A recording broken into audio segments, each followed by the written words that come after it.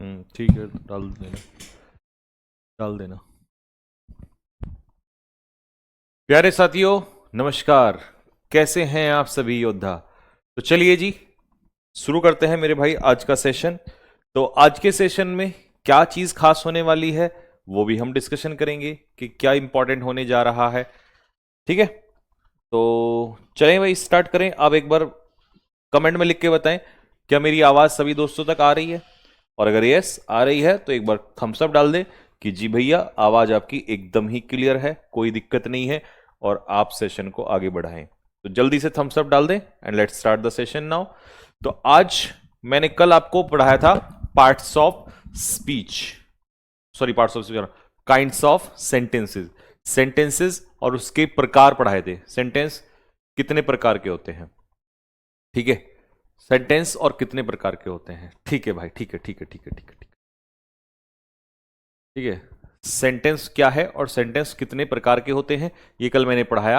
आज मैं लेके चल रहा हूं आप लोगों को दूसरी तरफ, जिसका नाम है मेरे दोस्तों, अच्छा, स्टार्ट करने से पहले आज का सेशन स्टार्ट करने से पहले मैं आप लोगों से कल का एक रिवीजन पॉइंट ले लेता हूं। रिवीजन रिवीजन में कुछ थोड़ा सा पूछना चाहता हूं, मुझे कमेंट बॉक्स में लिख के बताइएगा ये कौन से टाइप का सेंटेंस है।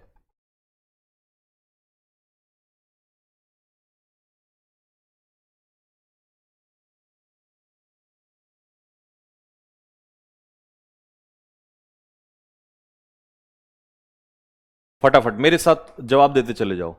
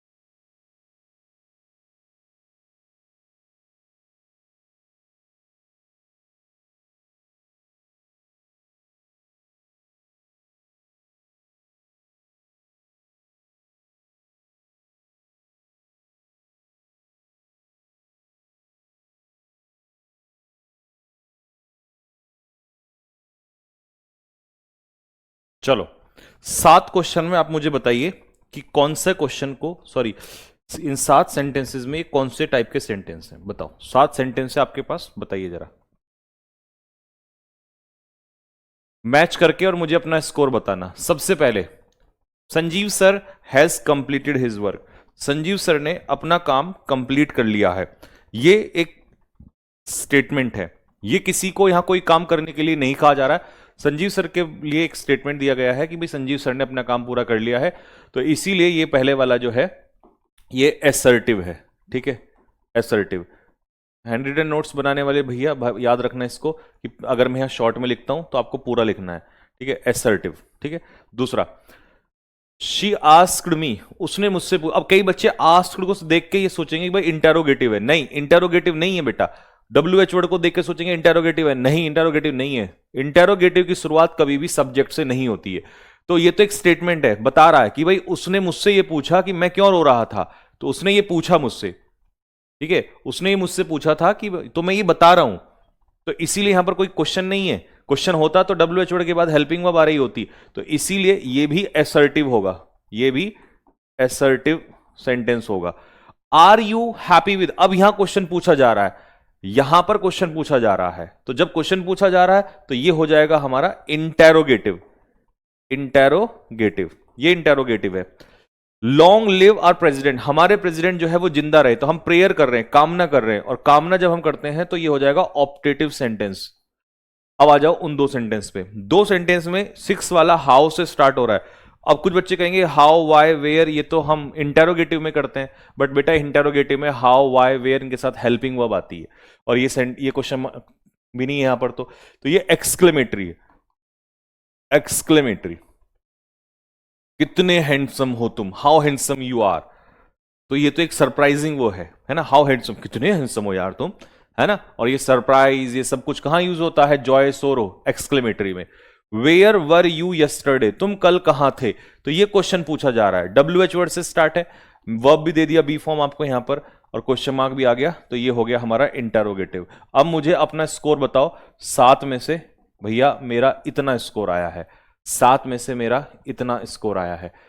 Assertive assertive interrogative, assertive assertive assertive assertive interrogative, 7 में से अपना स्कोर बताओ। अस्सलाम वालेकुम सर, वालेकुम अस्सलाम मेरे भाई, जी जनाब। तो बढ़िया स्कोर है बच्चों का, है ना, 7 में से 7, 7 में से 6, 7 में से 5, 7 में से 4, काफी स्कोर है, ठीक है। चलो तो ठीक है भाई, अब आगे बढ़ने से पहले एक पॉइंट और मैं पूछना चाहता हूं, मैं पूछना चाहता हूं कि ये जो मैं अभी सेंटेंस लिखूंगा ये सही है या गलत है, ठीक है, बताना मुझे जरा। सेंटेंस मेरा कुछ इस कदर है, पिंटू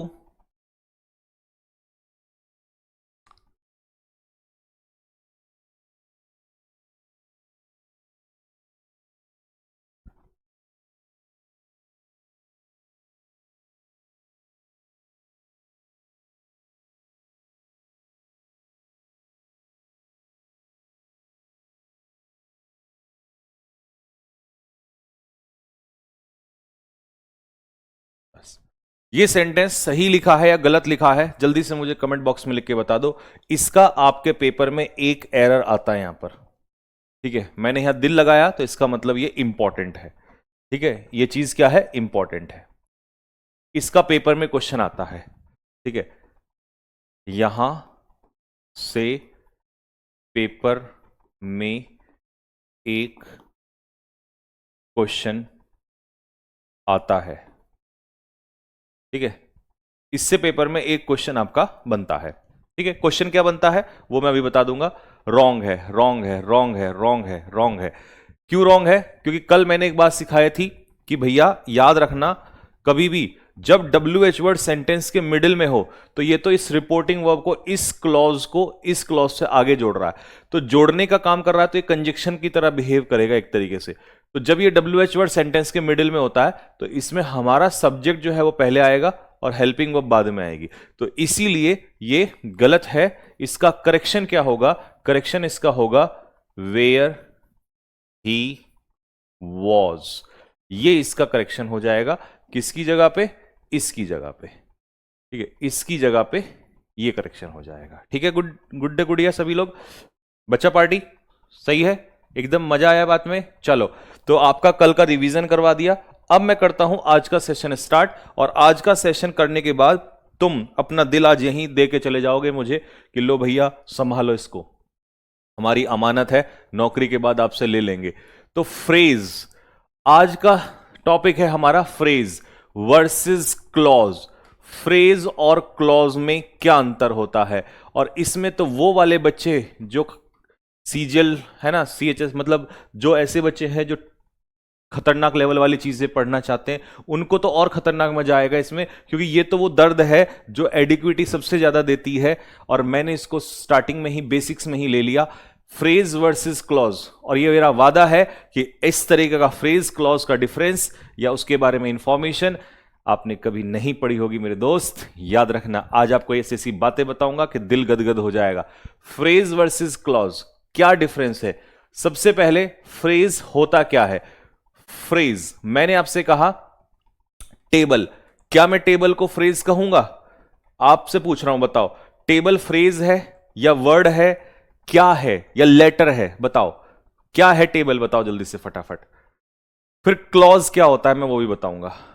क्लॉज एक शब्दों का समूह, क्लॉज होता है शब्दों का एक समूह, शब्दों का एक समूह जिसमें सब्जेक्ट प्लस वर्ब दोनों होते हैं, दोनों होते हैं।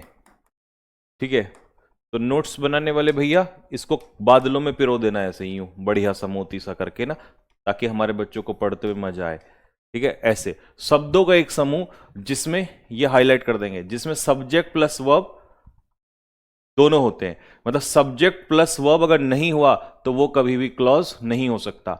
फ्रेज, ये तो मेरे भाई एक वर्ड है, letter letter letter letter letter, इसमें कितने लेटर हैं? 5। 5 लेटर से मिलके ये क्या बन गया? वर्ड।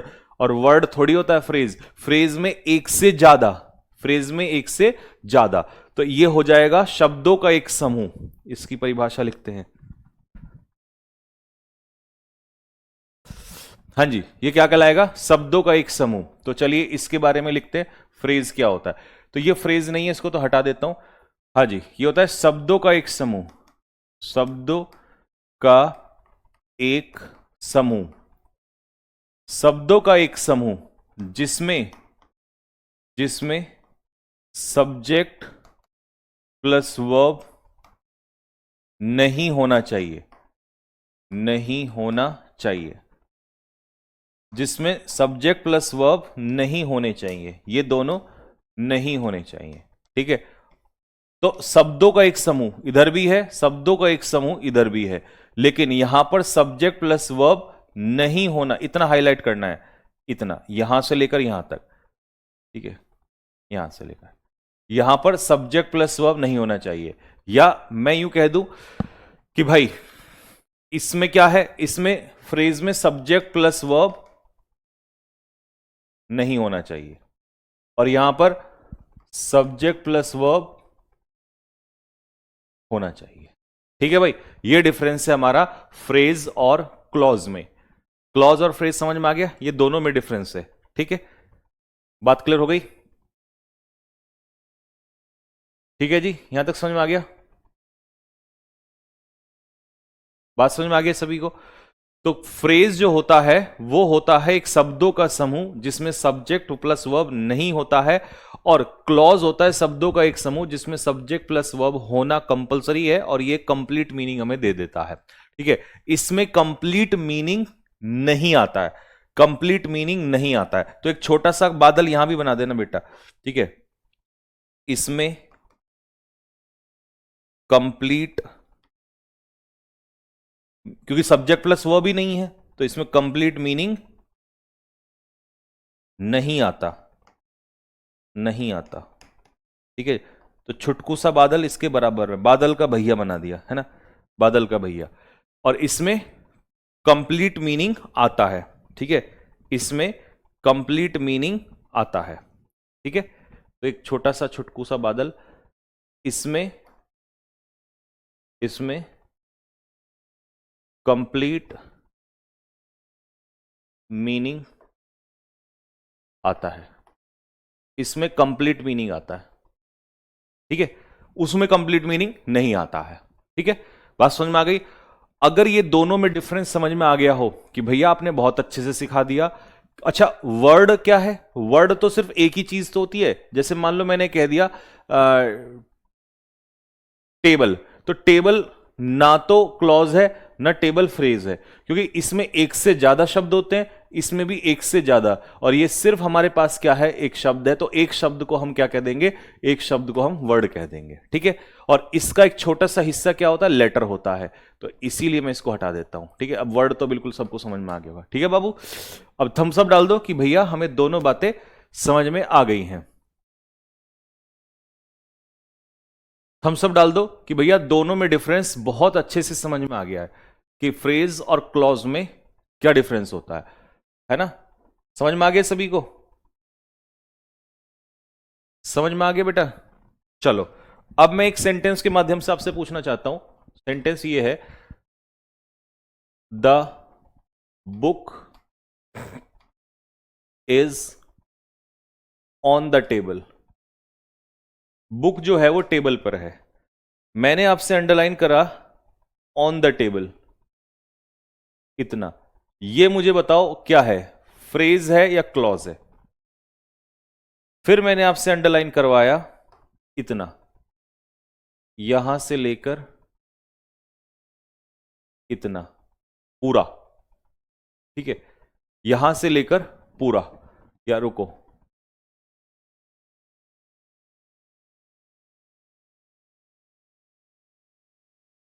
ऊपर की तरफ कर लो, ये कर लिया अंडरलाइन, और इसको ऊपर की तरफ लिखना। नोट्स वाले भैया इसको ऊपर की तरफ लिखना, ये मैंने गलती से ऊपर लिख दिया, तो तुम इसे ऊपर की तरफ, यानी कि सेंटेंस बीच में लिखना, इसको ऊपर लिखना। मैं नीचे ला के लिख रहा हूं, अब बताओ क्या होगा। तो मेरे भाई ऑन द टेबल जो है, इतने में शब्दों का क्या है, एक समूह है। भाई शब्दों का समूह, एक से ज्यादा शब्द है, लेकिन हां सब्जेक्ट प्लस वर्ब नहीं है, तो इसीलिए ये क्या है, फ्रेज है।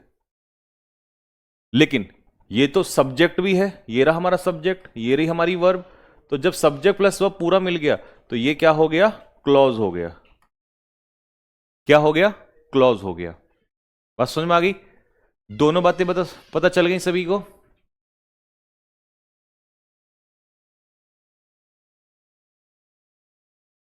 थम्स अप डाल दो कि जी भैया एक ही सेंटेंस से दोनों बातें हमें समझ में आ गई हैं, कि भाई ये क्या है, ठीक है। आपको सबको समझ में आ गया होगा कि फ्रेज और क्लॉज में क्या डिफरेंस होता है, what is the difference between phrase and clause, ठीक है जी। अब मैं एक चीज और, एक एग्जांपल से, क्योंकि मेरा मन नहीं भरता, तो एक एग्जांपल से मैं और पूछना चाहूंगा सभी हमारे नन्हे मुन्ने बच्चों से, कि मुझे एक बात बताओ, अगर मैं आपसे ये कहूं,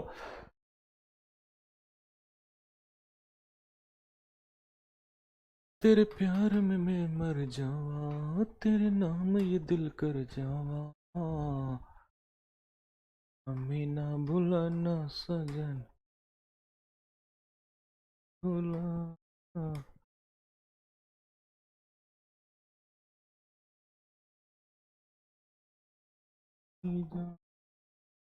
वादा किया तो वादा करके निभाना, हमें ना भुलाना सजन, भुलाना, दूर नहीं जाना।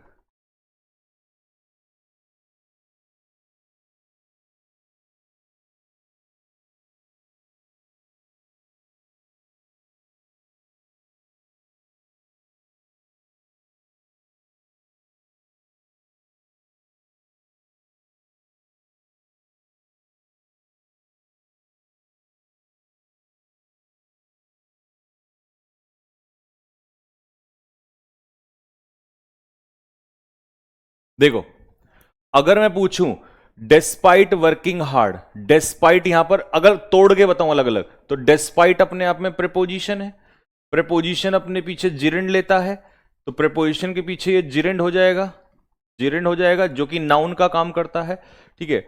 वर्किंग, क्योंकि जिरेंड वर्ब का भी रूप लेता है, जिरेंड वर्ब होता ही होता है, तो वर्किंग, कितना वर्किंग, हार्ड, तो ये वर्ब की विशेषता बताएगा, ये एडवर्ब हो जाएगा। कुछ बच्चे कहेंगे तो नाउन है, देखिए वर्ब से जब जिरेंड बनता है तो उसमें वर्ब का रूप होता ही होता है, भले ही वो नाउन है, लेकिन है तो उसमें वर्ब की फॉर्म ना, काम करना, कितना मेहनत कड़ी करना, तो इसीलिए ये वर्ब की विशेषता एडवर्ब बता रहा है। हां काम ये कैसे कर रहा है, नाउन के रूप में, क्योंकि प्रेपोजिशन अपने पीछे नाउन लेता है।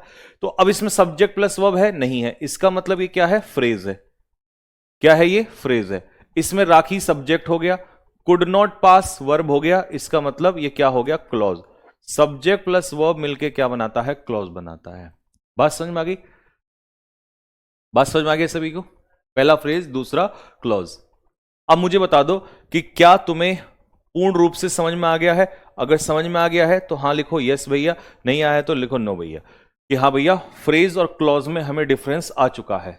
जल्दी से, difference between phrase and clause. Phrase and clause, phrase and clause में क्या फर्क है? एक लास्ट टाइम फिर से रिवीजन करवा देता हूं, आखिरी बार। अगर मैं आपसे पूछूं बी, बी अपने आप में क्या है? लेटर है, ठीक है? या ए या बी या सी, ये सब क्या है? लेटर है। अगर मैं इन लेटर्स को मिला के कुछ बना दूं, जैसे मैंने कह दिया बी ओ वाई, तीन लेटर्स को एक साथ मिलके बनाया, तो ये क्या बन गया? वर्ड। अब ऐसे ही कुछ वर्ड, जैसे कि बॉय अपने आप में एक वर्ड है, यहां पर ये अकेला क्या है? लेटर्स हैं ये, ठीक है? इन लेटर्स से मिलके वर्ड बना। अब ऐसे ही अलग, जैसे बॉय, ठीक है, और मान लो ऑन, ऑन भी एक वर्ड है, प्रपोजिशन हो गया। ऐसे ही मान लो कुछ हमने कह दिया ब्यूटीफुल, ब्यूटीफुल, ये सब अपने आप में क्या है? ये सब अपने आप में वर्ड है। अब मैंने इन वर्ड्स को एक साथ रखा, मैंने कहा ऑन द रूफ, छत के ऊपर, तो इसमें कितने वर्ड हैं? एक से ज्यादा। देखिए, फ्रेज के लिए एक से ज्यादा वर्ड होने चाहिए। यहां अकेला वर्ड, अकेला वर्ड, अकेला वर्ड, यहां पर तीनों को एक साथ ले रहा हूं। अगर तुम सिर्फ कहोगे कि जी सिर्फ रूफ क्या है, तो वर्ड है। सिर्फ ऑन क्या है? वर्ड है। लेकिन मैं कह रहा हूं कि तीनों क्या है? तीनों, तीनों क्या है? तुम कहोगे तीनों है फ्रेज, शब्दों के एक समूह को फ्रेज कहते हैं। अगर इसी में मैं सब्जेक्ट प्लस वर्ब जोड़ दूं, इसी में मैं सब्जेक्ट प्लस वर्ब जोड़ दूं, क्या? That he is sitting, he is sitting on the roof, he is sitting on the roof, तो अब ये पूरा क्या हो गया? ये पूरा हो गया आपका सब्जेक्ट भी आ गया, वर्ब भी आ गई, सब्जेक्ट भी आ गया, वर्ब भी आ गई, ठीक है, और आपका ऑन द रूफ, ये पूरा फ्रेज भी मिल गया। तो जब सब्जेक्ट प्लस वर्ब आ गया, तो इसका मतलब ये क्या बन गया? क्लॉज। तो मुझे बताओ, छोटा कौन बड़ा कौन? छोटा कौन बड़ा कौन? इसका मतलब जब किसी क्लॉज को हम देखते हैं, तो किसी क्लॉज के अंदर फ्रेज हो सकता है, किसी क्लॉज के अंदर फ्रेज हो सकता है। तो देखो, ये क्लॉज है पूरा, इसके अंदर क्या मिल जाएगा आपको? फ्रेज मिल जाएगा। तो बड़ा कौन हुआ? बड़ा बताओ कौन हुआ? बड़ा हुआ क्लॉज, और छोटा कौन हुआ? छुटकू कौन हुआ? फ्रेज। मतलब एक क्लॉज के अंदर क्या हो सकता है? एक क्लॉज के अंदर क्या हो सकता है? फ्रेज हो सकता है।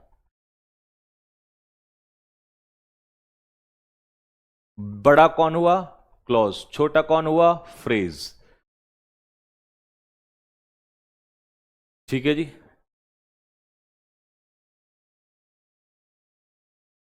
चलो, बात समझ में आ गई सभी को?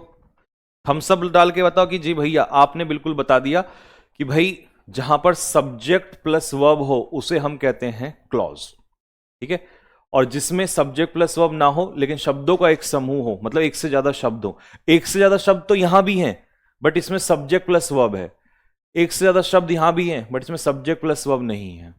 और वर्ड तो आपको पता ही है, एक एक वर्ड लेटर्स को अरेंज करके बनाया है, और ये छुटकू से लेटर्स हो गए। तो ये पूरा रिवीजन हो गया है। अब मुझे थम्स अप डाल के बता दो, और मुझे यहां से इजाजत दो कि भैया आगे बढ़िए, और फिर मैं आपको और खतरनाक चीज बताता हूं।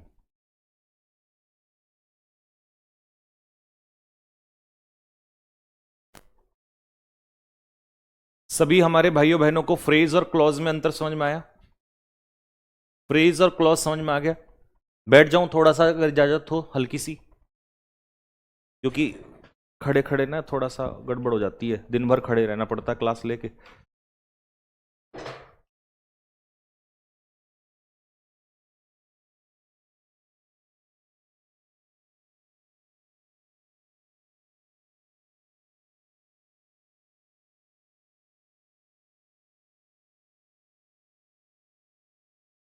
बेटा क्लास का जो प्रॉपर टाइम है वो क्या है?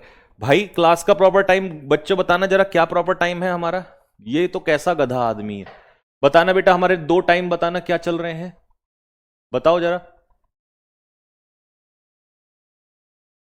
ऐसे ऐसे नालायक हैं जिनको यही नहीं पता कि क्लास का कोई प्रॉपर टाइम?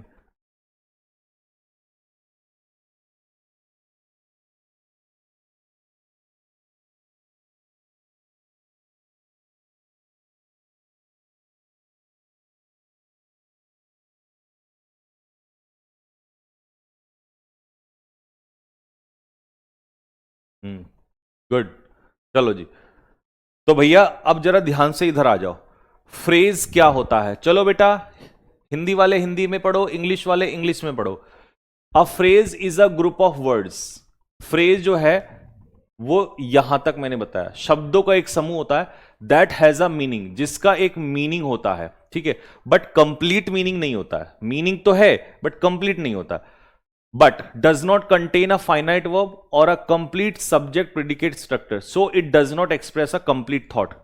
मतलब ये लंबी चौड़ी सी भाषा में दिया हुआ है, वही बात दी है कि भाई does not express a complete thought का मतलब है कि इसमें पूरा सब्जेक्ट प्रिडिकेट नहीं होता है, यानी कि सब्जेक्ट वर्ब और या सब्जेक्ट के बाद का हिस्सा नहीं होता है, जरूरी नहीं है। तो इसीलिए फ्रेज कभी भी पूरा मीनिंग नहीं देता है। तो इसी बात को अगर छुटकू में कहूं तो phrase is a group of words. Phrase एक ग्रुप ऑफ वर्ड्स होता है जो कंप्लीट मीनिंग नहीं देता है। दैट, यहां से ले लेते हैं, that doesn't give complete meaning. अगर तुम्हें बड़ा करके पढ़ना है लंबा चौड़ा सा, तो तुम ये पूरा पढ़ लो, और अगर तुम्हें नहीं भैया हम तो छुटकू वाला समझेंगे, तो छुटकू वाला इतना पढ़ लो। A phrase is a group of words. Phrase एक शब्दों का समूह है जो कंप्लीट मीनिंग नहीं देता। और अगर किसी को यह भी नहीं पढ़ना, तो फिर ये वाली पिक्चर मेथड यहां से आ जाओ। ये मैंने बता दिया फ्रेज क्या है। फ्रेज शब्दों का एक समूह है जिसमें सब्जेक्ट प्लस वर्ब नहीं होना चाहिए, और ये कभी भी कंप्लीट मीनिंग नहीं देता। तो मैंने हर मेथड से हर बच्चे के लिए सब कुछ समझा रखा है, ठीक है। एक ऐसा शब्दों का समूह या ग्रुप जो एक साथ मिलकर क्या देता है? मीनिंग देता है, लेकिन कंप्लीट मीनिंग, जो कंप्लीट मीनिंग नहीं देता है, जो एक साथ मिलकर मतलब देता है बट पूर्ण मीनिंग नहीं देगा, ठीक है। पूर्ण मीनिंग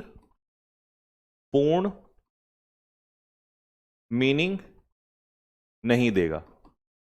मीनिंग तो देगा, जैसे मैंने कहा ऑन द रूफ, तो छत के ऊपर, छत के ऊपर मीनिंग तो है, बट कौन छत के ऊपर, पूर्ण मीनिंग नहीं आएगा। तो ये वाली बात इंपॉर्टेंट है कि पूर्ण मीनिंग नहीं देगा। तो नोट्स बनाने वाले भैया इतनी बात को हाईलाइट कर देना कि पूर्ण मीनिंग नहीं देगा, पूर्ण अर्थ इसका नहीं निकल के आता है। लेकिन उसमें सब्जेक्ट प्लस फाइनाइट वर्ब दोनों साथ नहीं होते हैं। यह मैंने हाईलाइट क्यों किया है?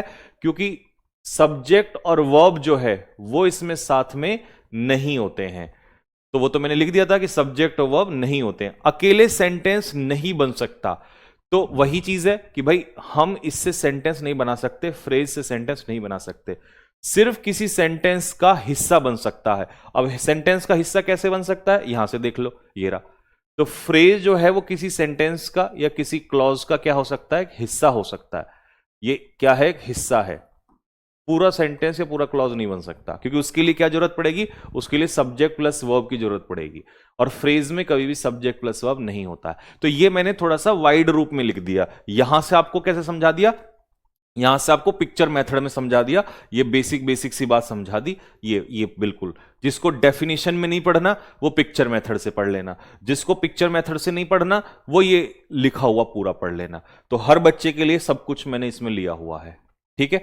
एग्जाम्पल, कुछ एग्जाम्पल दिए हुए हैं, जैसे over the wall. Over the wall शब्दों का एक समूह है, शब्दों का एक समूह है, तो ये अपने आप में क्या है? एक फ्रेज है। इन द मॉर्निंग शब्दों का एक समूह है, फ्रेज है।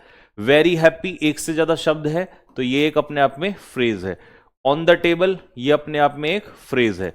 लेकिन इनमें सब में एक चीज नोटिस कर रहे हो कि किसी में भी क्या नहीं है? सब्जेक्ट प्लस वर्ब नहीं है।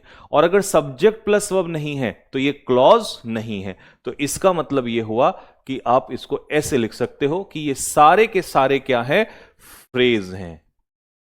सारे के सारे फ्रेज हैं। क्यों? क्योंकि इसमें हमारा सब्जेक्ट प्लस वर्ब नहीं है। बात क्लियर हो गया? All are phrases. सर आपका पिक्चर मेथड बहुत तगड़ा होता है, थैंक यू थैंक यू। चलो जी, अब एक सेकंड, अब तुम मुझे एक बात बताओ बच्चों, हमने शुरू में पढ़ा था यहां जाओ, हमने शुरू में पढ़ा था वर्ड। वर्ड क्या होता है? Group of letters. Group of letters, letters के समूह को हम कहते हैं वर्ड। और वो भी कौन सा? मीनिंगफुल। ग्रुप ऑफ लेटर्स जो कैसा हो, अरेंज कैसा हो? मीनिंगफुल वे में, जो मीनिंगफुल अरेंजमेंट दिया हो जिसने, है ना। लेकिन फिर हमने इसका पढ़ा काइंड ऑफ वर्ड्स, शब्दों के प्रकार। तो बताओ कितने प्रकार पढ़े थे, जल्दी से बोलो। शब्दों के प्रकार कौन कौन से पढ़े थे? जिसको हम पार्ट्स ऑफ स्पीच भी कहते हैं। नाउन पढ़ा था, फिर हमने प्रोनाउन पढ़ा था, फिर हमने एडजेक्टिव पढ़ा था, फिर हमने एडवर्ब पढ़ा था, एक हमने प्रीपोजिशन पढ़ा था, फिर हमने कंजक्शन पढ़ा था। और क्या छूट गया बताना जरा, कुछ छूट रहा है, लग रहा है मुझे कुछ छूट रहा है। उफ, अ, ऊ, इंटरजेक्शन। फिर हमने इंटरजेक्शन पढ़ा था, ठीक है। तो हाँ, फिर एक और छूट गया, प्रीपोजिशन। प्रीपोजिशन पढ़ा था, ठीक है। तो इसका मतलब हमने कॉमन चीज देखी, वर्ड। फिर उसके हिस्से किए, जैसे ये फैमिली है, इसके अलग अलग हिस्से किए। चाचा जी, ताऊ जी, छोटे ताऊ जी, बड़े ताऊ जी, बड़े चाचा, छोटे चाचा, उनसे बड़े चाचा। समझ रहे हो? तो ये हमारी फैमिली का हिस्सा है, अलग अलग। अब ऐसे ही मैंने तुम्हें एक कॉमन चीज क्या बताई है? अब मैंने ऐसे एक कॉमन चीज बताई है, फ्रेज। फ्रेज क्या है? कमेंट बॉक्स में लिख के बताओ आपको कि भैया फ्रेज क्या है? Group of words. Group of words, शब्दों का एक समूह। वर्ड क्या है? Group of letters. लेटर्स का एक समूह, लेकिन वो कैसा होना चाहिए? मीनिंगफुल होना चाहिए। और इसमें विदाउट कंप्लीट मीनिंग, इसमें कंप्लीट मीनिंग नहीं होता है। विदाउट कंप्लीट मीनिंग, इसमें कंप्लीट मीनिंग नहीं होता है। कंप्लीट मीनिंग क्लॉज के अंदर होता है। तो भाई ये भी तो फैमिली है, अब इसके भी तो कोई ना कोई हिस्से होंगे। यही तो पेपर में पूछा जाता है लाला, मेरे भाई। बताओ जल्दी से, होगा नहीं होगा? इसका मतलब हमें इसके टाइप पढ़ने चाहिए नहीं पढ़ने चाहिए? बताओ जल्दी से, क्या हमें पढ़ना चाहिए कि नहीं पढ़ना चाहिए? Interjection, conjunction, preposition. अच्छा, दो बार प्रीपोजिशन आ गया, वर्ब छूट गया, लीजिए, शुक्रिया बताने के लिए, ठीक है। तो फ्रेज के भी टाइप होंगे, है ना। फ्रेज भी अलग अलग प्रकार के होंगे।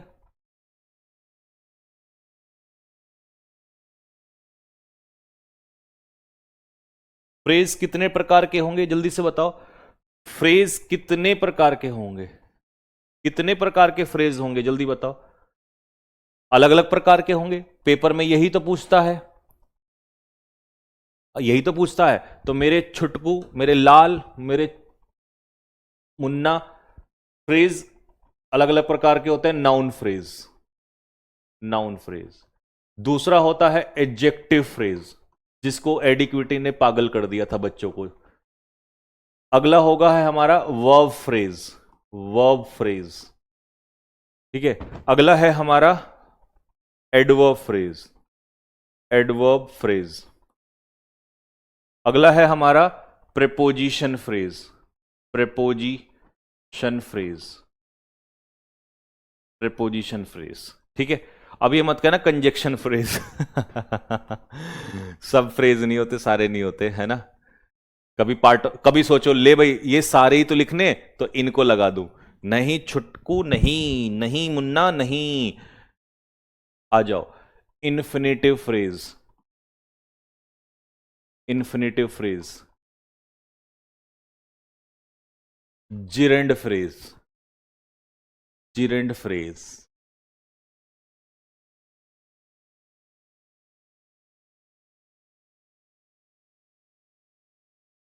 पार्टिसिपल फ्रेज, पार्टिसिपल फ्रेज, ये होते हैं, ठीक है। कितने हैं गिनना? एक दो, एक दो तीन चार, एक सेकेंड, एक दो तीन चार पांच छ सात आठ, आठ हो गया। आठ प्रकार के फ्रेज होते हैं जनरली। मैंने जो एक बात नोटिस की है क्योंकि जनरली जो बच्चे पढ़ पाते हैं वो ये 3 ये 4 पढ़ पाते हैं, लेकिन हम अपने बच्चों को पूरा पढ़ा देंगे एक बार में, ताकि चेयरमैन अपना इतना दिमाग लगा ले, पेपर बाहर नहीं जाएगा। ठीक है, कभी भी क्वेश्चन इसके बाहर नहीं जाएगा। ठीक है जी। हाँ, 7-8 फ्रेज है। अच्छा, हाँ, तो 8 फ्रेज है। अब इसमें पेपर के लिए इंपॉर्टेंट कौन से हैं वो भी, अरे ये क्या हो गया, ब्लॉक हैंग हो गया। हाँ, पेपर के हिसाब से कितने इंपॉर्टेंट है मैं वो भी बताता हूं। चल जा भाई। पेपर के हिसाब से, पेपर के हिसाब से जो इंपॉर्टेंट है छुटकू मैं वो बता देता हूं। पेपर के हिसाब से ये इंपॉर्टेंट है, ये इंपॉर्टेंट है, जो सबसे ज्यादा आता है ये इंपॉर्टेंट है, और ये इंपॉर्टेंट है।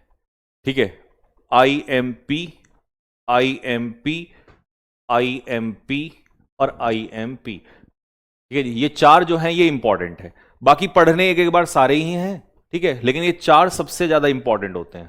ठीक है, जो मतलब इंपॉर्टेंट मैं इसलिए कह रहा हूं जो एक्चुअल में वो पेपर में पूछता है बार बार। ठीक है जी, तो अब इनको हम सबसे पहले पढ़ेंगे। तो समझ में आया बच्चों यहां तक? अब मैं अंदर घुस रहा हूं इसमें, अब हम समुद्र में चल रहे हैं भाई, आपको गोते लगवा के लाता हूं फटाफट, है ना। तो पहले यहां तक समझ में आया? सारे अपने जो तैरने के सारे वो रख लिया, सब कुछ समझ में आ गया क्या? फिर से बताओ। Word group of letters meaningful होना चाहिए, अरेंजमेंट मीनिंगफुल होना चाहिए। वर्ड कितने प्रकार का है? 8 प्रकार का है। ठीक है जी। Phrase group of words without complete meaning, complete meaning नहीं होना चाहिए, या सब्जेक्ट प्लस वर्ब नहीं होना चाहिए, सब्जेक्ट प्लस वर्ब नहीं होना चाहिए। ठीक है जी। कितने प्रकार का है? 8 प्रकार का है। कितने प्रकार का है? 8 प्रकार का है। चले भाई, चलें, बात समझ में आ गई यहां तक सभी को?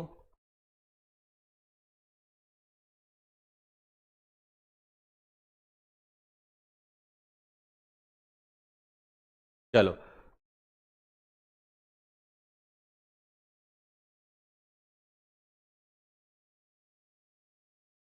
चलो। अच्छा, अब मुझे मैं आगे बढ़ूं इससे पहले एक बात बताओ। अगर मैं आपसे कहूं यहां पर राम, एक सेकेंड ना, इजी सा एग्जांपल दूंगा। हम्म हम्म हम्म हम्म हम्म हम्म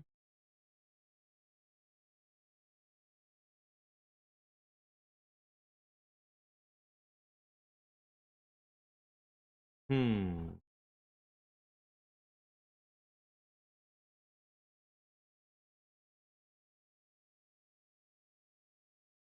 चलो, एक छोटी सी चीज सुनो। मैंने कहा आपसे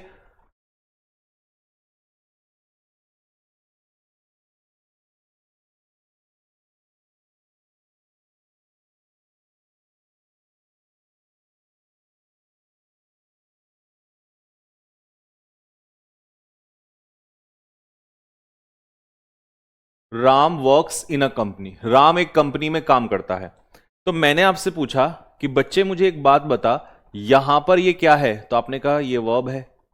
इस वर्ब का सब्जेक्ट कौन है? आपने कहा राम जो है इसका सब्जेक्ट है। ठीक है, लेकिन यहां पर जो सब्जेक्ट है वो कौन कर रहा है? नाउन सब्जेक्ट का काम कर रहा है, नाउन सब्जेक्ट का काम कर रहा है। मैंने कहा कि मैं कुछ ऐसा चाहता हूं, मैं कुछ ऐसा चाहता हूं कि इसकी जगह पर एक वर्ड ना आए, एक से ज्यादा वर्ड आ जाए। ठीक है, क्या आ जाए? एक से ज्यादा वर्ड आ जाए। ठीक है, तो एक से ज्यादा वर्ड अगर मैं यहां पर रखता हूं, जैसे मैंने आपसे कहा कि भाई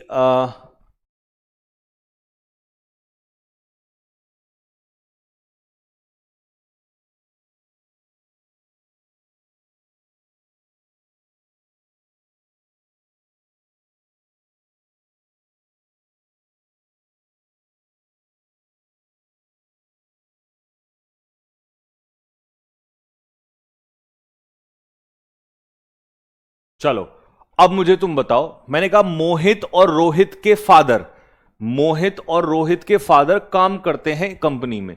तो इसका मतलब यह हुआ कि अगर सिर्फ आप ये कहोगे, अंडरलाइन करोगे कि बेटा फादर कौन है, फादर, तो आप कहोगे भैया फादर तो नाउन है।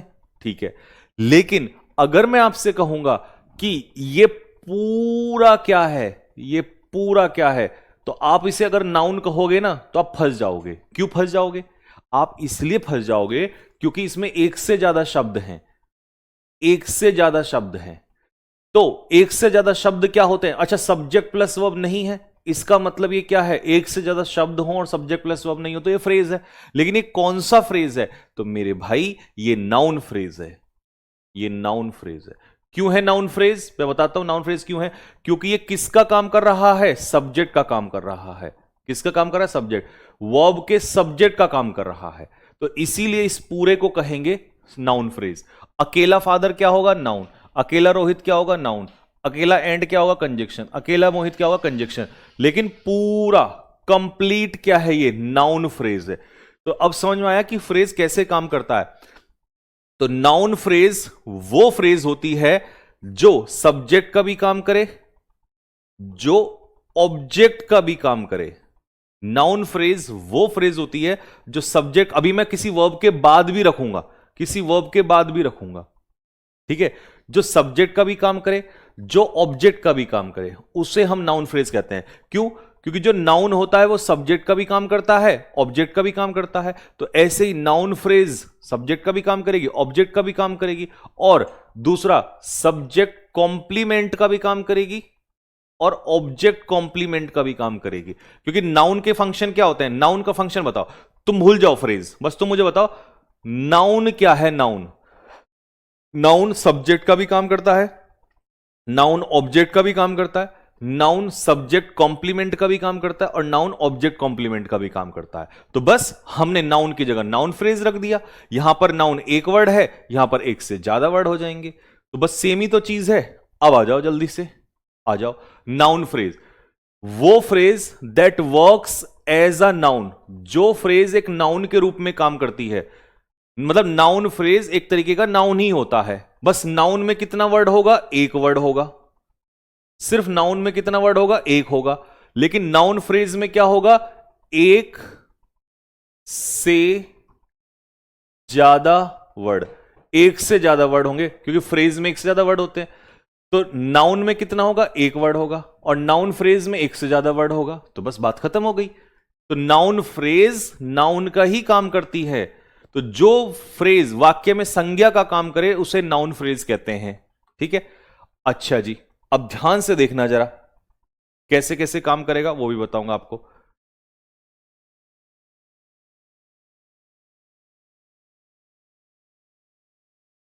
चलो,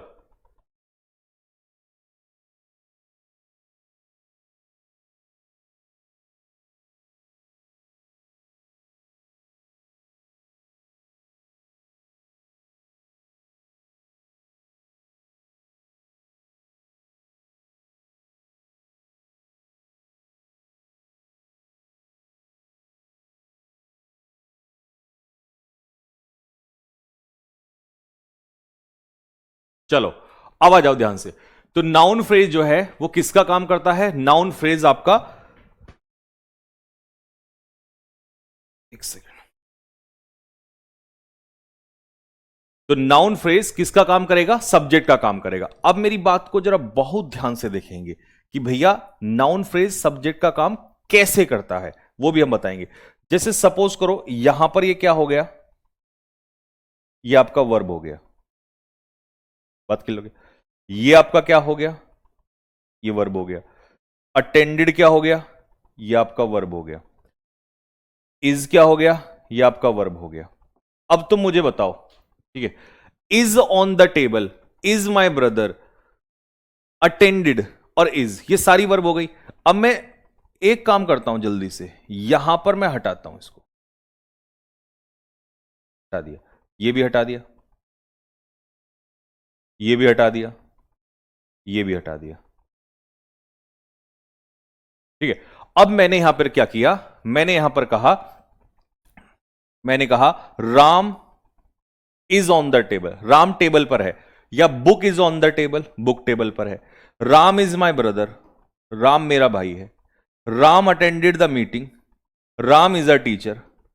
इसका मतलब क्या है? जब मैं यहां पर सब्जेक्ट के रूप में देख रहा हूं कि ये राम जो है मैंने सब्जेक्ट के रूप में यूज किया, इसका मतलब इससे पहले हम जो कुछ भी यूज कर रहे हैं वो सब कुछ किसके रूप में यूज हो रहा है? सब्जेक्ट के रूप में।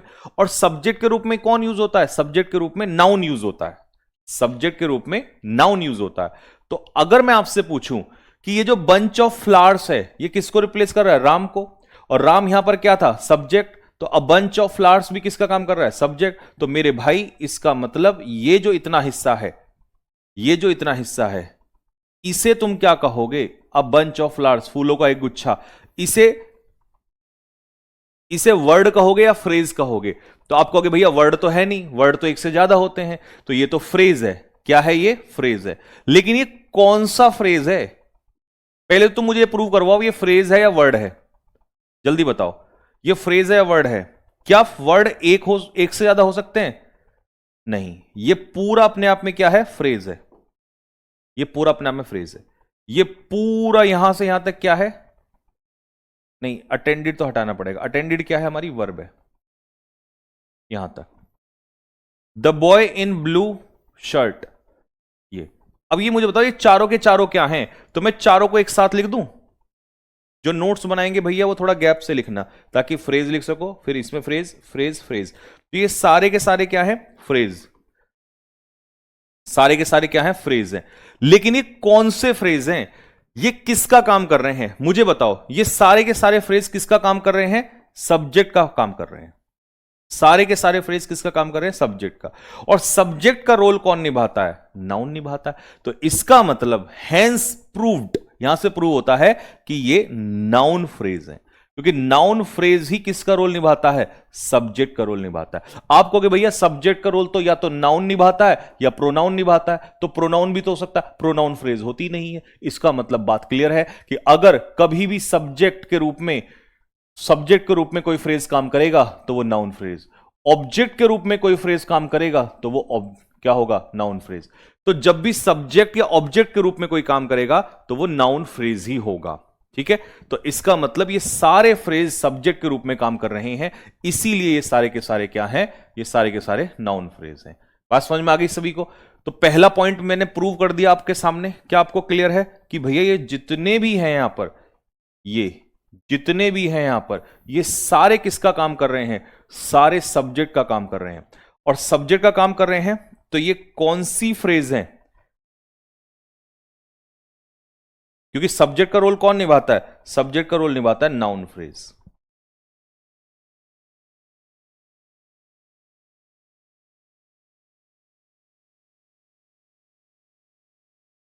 सर आपने नायक बैच में नहीं पढ़ाया।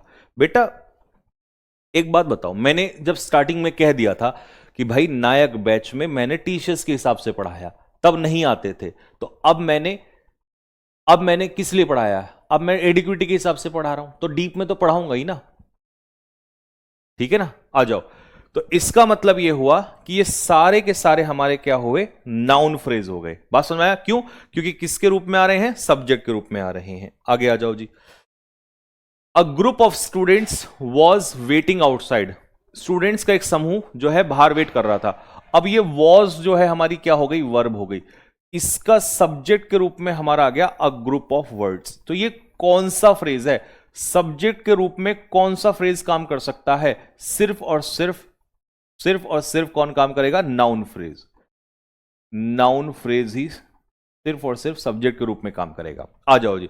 अ noun phrase acts, noun phrase act करता है एज अ नाउन, नाउन के रूप में इन अ सेंटेंस। ठीक है, और ये नाउन फ्रेज किसके रूप में यूज हो सकता है? सब्जेक्ट के रूप में, ऑब्जेक्ट के रूप में, कॉम्प्लीमेंट के रूप में। अब कॉम्प्लीमेंट कितने होते हैं? सब्जेक्ट कॉम्प्लीमेंट और दूसरा ऑब्जेक्ट कॉम्प्लीमेंट। ये फंक्शन है हमारे किसका? नाउन फ्रेज का। तो नाउन फ्रेज जो है वो सेंटेंस में नाउन की तरह काम करता है, और नाउन किसका रूप निभाता है? सब्जेक्ट का, ऑब्जेक्ट का और सब्जेक्ट कॉम्प्लीमेंट का। बात क्लियर हो गई? आ जाओ नेक्स्ट। नाउन फ्रेज वाक्य में नाउन की तरह काम करता है। ठीक है, नाउन फ्रेज वाक्य में नाउन की तरह काम करता है। सब्जेक्ट, ऑब्जेक्ट और कॉम्प्लीमेंट। और कॉम्प्लीमेंट क्या होते हैं? दो होते हैं, सब्जेक्ट भी और ऑब्जेक्ट भी। क्लियर हो गई बात? नेक्स्ट, अब आगे आ जाओ। यहां तक तो पॉइंट क्लियर हो गया। प्रेपोजिशन का object, noun phrase as subject,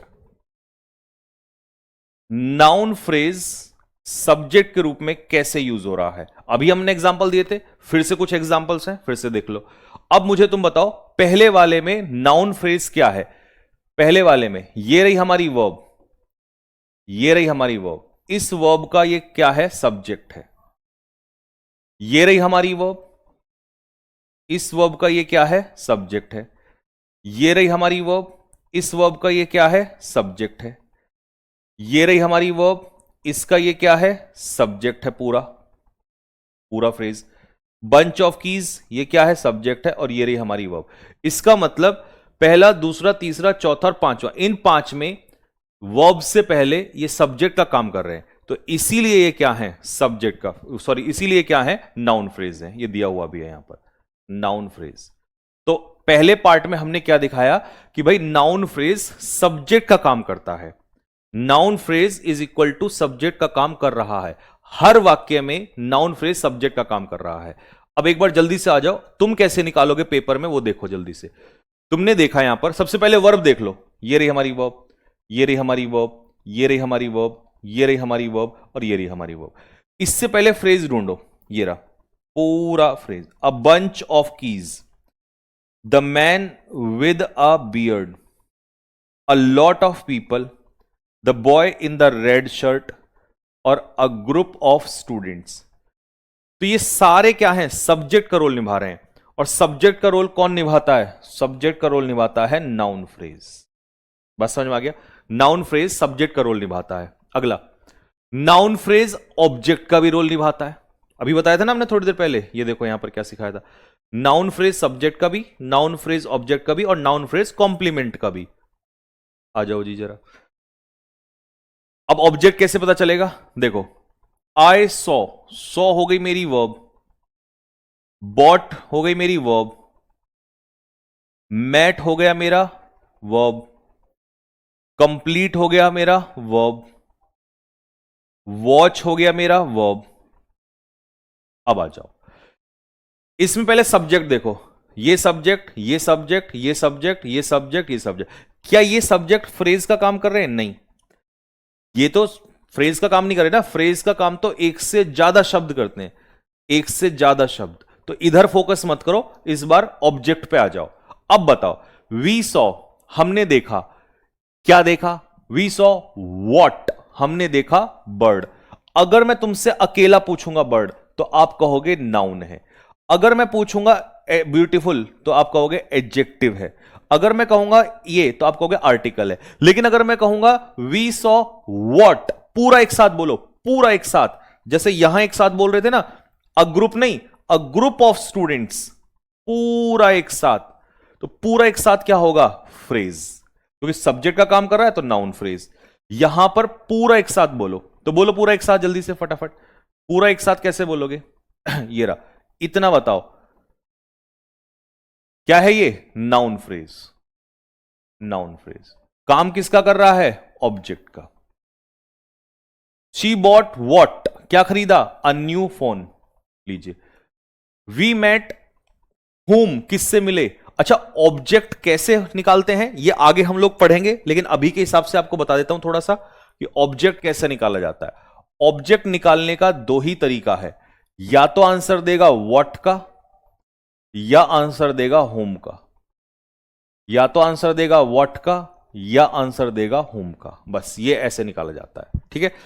और डेप्थ में हम लोग पढ़ेंगे, इसे हम इनडायरेक्ट ऑब्जेक्ट कहते हैं, इनडायरेक्ट ऑब्जेक्ट, इसे हम डायरेक्ट ऑब्जेक्ट कहते हैं, डायरेक्ट ऑब्जेक्ट, ठीक है। चलो, अब मुझे बताओ जल्दी से फटाफट, इस वाले सेंटेंस में, तीसरे वाले में, ऑब्जेक्ट के रूप में नाउन फ्रेज कहां पर है। मैं मिटा दूं इसको, आपसे निकलवा लूं अब जरा फटाफट, एक एक क्वेश्चन निकलवाता हूं। पहले वाले का नाउन फ्रेज बताओ जो ऑब्जेक्ट के रूप में है, पहले वाले में नाउन फ्रेज जो ऑब्जेक्ट के रूप में है।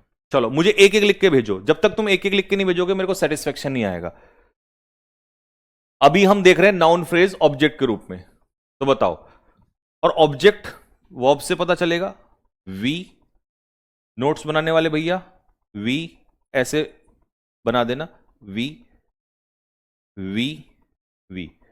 और थोड़ा सा गैप से लिखना अच्छे से, क्योंकि ये पीपीटी में आज थोड़ी सी गड़बड़ कर दी उन्होंने, गैप नहीं दिया, तो मुझे गैप चाहिए था लिखने के लिए, बट तुम बना देना, मैं तुम्हें हिंट दे रहा हूं। चलो पहले वाले का मुझे बताओ, पहले वाले का नाउन फ्रेज क्या है? A beautiful word. भाई वाह, दिल खुश कर दिया।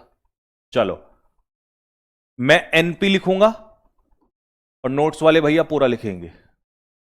दूसरे वाले का नाउन फ्रेज बताओ, दूसरे वाले का। पहले वाले का तो हो गया, दूसरे वाले का। Good. A new mobile phone, NP. ठीक है।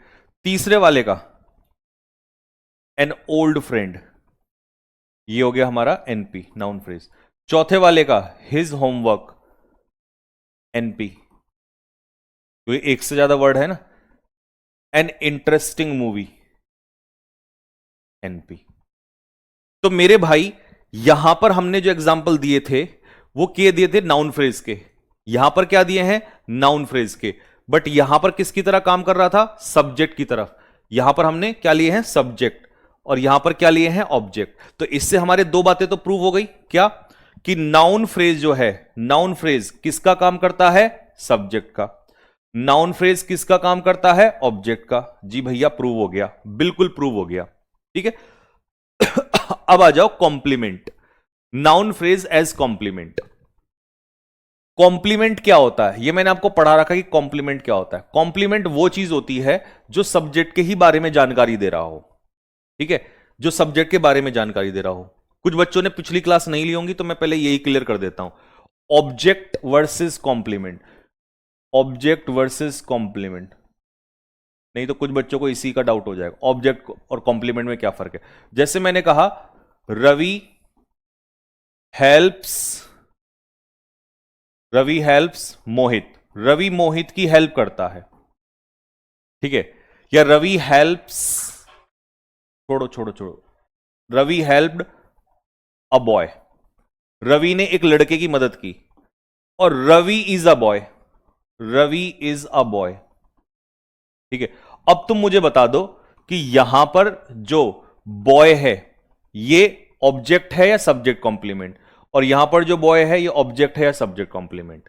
तरीका क्या होता है? तरीका बहुत साधारण बता रखा है। अगर कोई भी शब्द या कोई भी फ्रेज सब्जेक्ट की ही जानकारी दे रहा हो या सब्जेक्ट के बारे में ही बता रहा हो तो उसे हम कहते हैं सब्जेक्ट कॉम्प्लीमेंट, सब्जेक्ट कॉम्प्लीमेंट। और यदि कोई भी वर्ड किसी सब्जेक्ट के बारे में ना बता रहा हो तो फिर वो सब्जेक्ट कॉम्प्लीमेंट नहीं होगा। अब ये किसी का क्या है? अब ये है इसका वर्ब का ऑब्जेक्ट। तो रवि हेल्प्ड होम, रवि ने हेल्प की किसकी? होम, मतलब अब ये हो जाएगा हमारा ऑब्जेक्ट। तो फर्क समझ में आ गया। तो मैंने क्या कहा था? गंगाधर ही शक्तिमान है। किस किस को याद है? गंगाधर ही शक्तिमान है, शक्तिमान है। क्या यहां जो रवि है ये वही रवि है जो एक लड़का है? नहीं, ये लड़का कोई और है, ये रवि कोई और है, लेकिन गंगाधर ही शक्तिमान है। यानी कि यहां पर रवि और बॉय एक ही व्यक्ति है। यहां पर रवि अलग आदमी है, यहां पर बॉय अलग आदमी है। बस इतना समझ ला। इससे ज्यादा तो भाई मैं बता रहा हूं, इससे ज्यादा डेप्थ में कुछ नहीं हो सकता। मतलब कोई गधा भी होगा वो भी सीख जाएगा सब्जेक्ट, मतलब कॉम्प्लीमेंट के बारे में निकालना। ठीक है, कि ऑब्जेक्ट क्या है और सब्जेक्ट कॉम्प्लीमेंट क्या होता है। ठीक है। तो object versus subject complement, object versus subject complement. Gangadhari Shaktiman आपने बताया था, गुड। तो समझ में आ गई बात। अब एक और एग्जांपल दे दूं क्योंकि मेरा मन नहीं मानता। तो ये हमारा एग्जाम्पल नंबर 1 है पूरा मिला के। अब आते हैं एग्जाम्पल नंबर 2, एक और बार पूछ लेता हूं। ठीक है, नेक्स्ट। रागिनी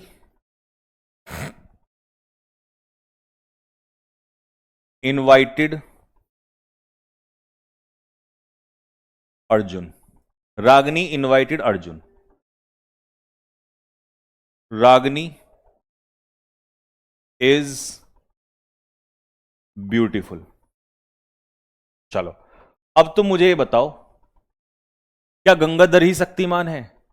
क्या रागिनी ही अर्जुन है? नहीं, रागिनी अलग है, और अर्जुन अलग है, ठीक है, दोनों अलग अलग हैं। इसका मतलब ये इस वर्ब का कौन है, ऑब्जेक्ट है, ठीक है। रागनी, ये जो रागनी है वही तो कौन है, ब्यूटीफुल है, मतलब ब्यूटीफुल रागनी के बारे में तो बात हो रही है। इसका मतलब ये दोनों चीजें, यानी कि ये जो ब्यूटीफुल है ना, ये इसी की इंफॉर्मेशन दी गई है, तो इसीलिए गंगाधर ही शक्तिमान है। और ये हो गया हमारा सब्जेक्ट के बारे में जानकारी देने वाला, सब्जेक्ट के बारे में जानकारी देने वाला शब्द क्या कहलाएगा, क्या कहलाएगा ये शब्द, सब्जेक्ट के बारे में जानकारी देने वाला शब्द कहलाएगा subject complement, subject complement, subject complement. आगे बात समझ में, बात क्लियर हो गया। लेकिन अगर मैं एक छोटी सी बात आपसे यहां कहूं, रागनी इज ब्यूटीफुल, तो ठीक है, मैं ब्यूटीफुल की जगह बस इतना कह रहा हूं, रागनी इज अ ब्यूटीफुल गर्ल। अब ये सारा कुछ जो कहा गया है, ये सारा कुछ, ये सारा कुछ जो कहा गया है, ये किसके बारे में ही कहा गया है, रागनी के बारे में ही। तो ये सब्जेक्ट कॉम्प्लीमेंट ही हुआ। लेकिन ये जो पूरा है, अब ये वर्ड है क्या, नहीं, ये पूरा क्या है, फ्रेज है। तो कौन सा फ्रेज है ये बताओ, ये है आपका नाउन फ्रेज, क्योंकि नाउन फ्रेज ही सब्जेक्ट और ऑब्जेक्ट कॉम्प्लीमेंट का काम करता है। तो अगर मैं यहां पर सिर्फ एक वर्ड लिख रहा था तो वर्ड है ही, लेकिन अगर एक से ज्यादा शब्द यूज कर रहा हूं तो वो फ्रेज हो जाएगा। तो कॉम्प्लीमेंट समझ में आया कि सब्जेक्ट के बारे में जब जानकारी मिले उसे हम सब्जेक्ट कॉम्प्लीमेंट कहते हैं, और नाउन फ्रेज ही सब्जेक्ट कॉम्प्लीमेंट का काम करता है, ठीक है। अब वापस आ जाओ यहां पर, ये बताओ, क्या जो आई है वो ब्यूटीफुल बर्ड है, नहीं। क्या जो शी है वो नया मोबाइल फोन है, नहीं। क्या जो वी है वो ओल्ड फ्रेंड है, नहीं। क्या जो ही है वो होमवर्क है, नहीं। क्या जो दे है वो इंटरेस्टिंग मूवी है, नहीं। इसका मतलब ये सारे ऑब्जेक्ट के रूप में काम कर रहे हैं, सब्जेक्ट कॉम्प्लीमेंट नहीं है, ये क्या है, ऑब्जेक्ट के रूप में। लेकिन अब जो मैं यहां लिख रहा हूं, देखो ये चीज जो लिख रहा हूं, स्मार्ट बॉय, कौन है स्मार्ट बॉय, कमेंट बॉक्स में लिख के बताओ फटाफट। A smart boy, a smart boy, a famous singer, a good teacher, hardworking students, a big problem. देखो, अ स्मार्ट बॉय कौन ही है, राम ही है, गंगाधर ही शक्तिमान है। अ फेमस सिंगर कौन ही है, शी ही है, गंगाधर ही शक्तिमान है। ही कौन है यहां पर, a good teacher. Hardworking students कौन है, दे हैं। अब बिग प्रॉब्लम क्या है, दिस, दिस को ही बिग प्रॉब्लम कहा गया है। इसका मतलब गंगाधर, इन सारे में गंगाधर ही क्या है, शक्तिमान है। जब गंगाधर ही शक्तिमान होता है तो ये सारे ऑब्जेक्ट, बताओ ये ऑब्जेक्ट होंगे या सब्जेक्ट कॉम्प्लीमेंट होंगे, तो आप कहेंगे जब सब्जेक्ट की जानकारी जो दे रहा है वो सब्जेक्ट कॉम्प्लीमेंट है, ठीक है। लेकिन काम किसके रूप में कर रहे हैं, नाउन के रूप में, क्योंकि नाउन ही तो सब्जेक्ट कॉम्प्लीमेंट का काम करता है, नाउन ही ऑब्जेक्ट का कॉम्प्लीमेंट का काम करता है। तो इसीलिए ये नाउन फ्रेज है। नाउन फ्रेज किसके रूप में आ रहे हैं, कॉम्प्लीमेंट के रूप में आ रहे हैं। आगे बात समझ में।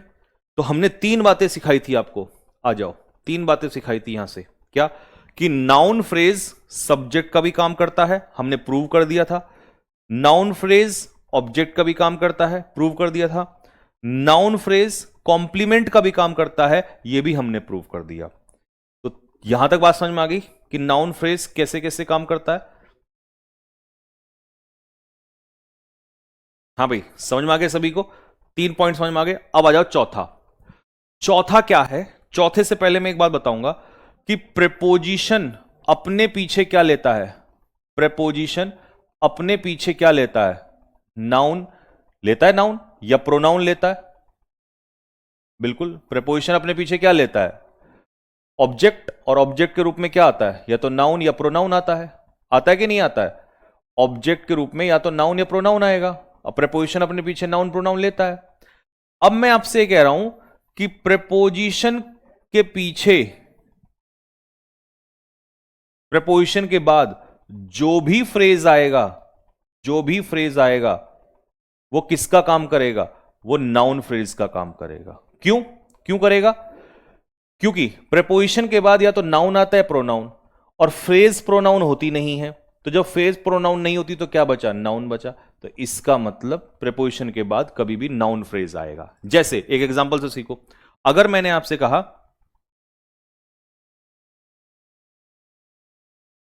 The book is on the table, book जो है वो टेबल पर है, तो ये ऑन क्या हो गई? प्रेपोजिशन।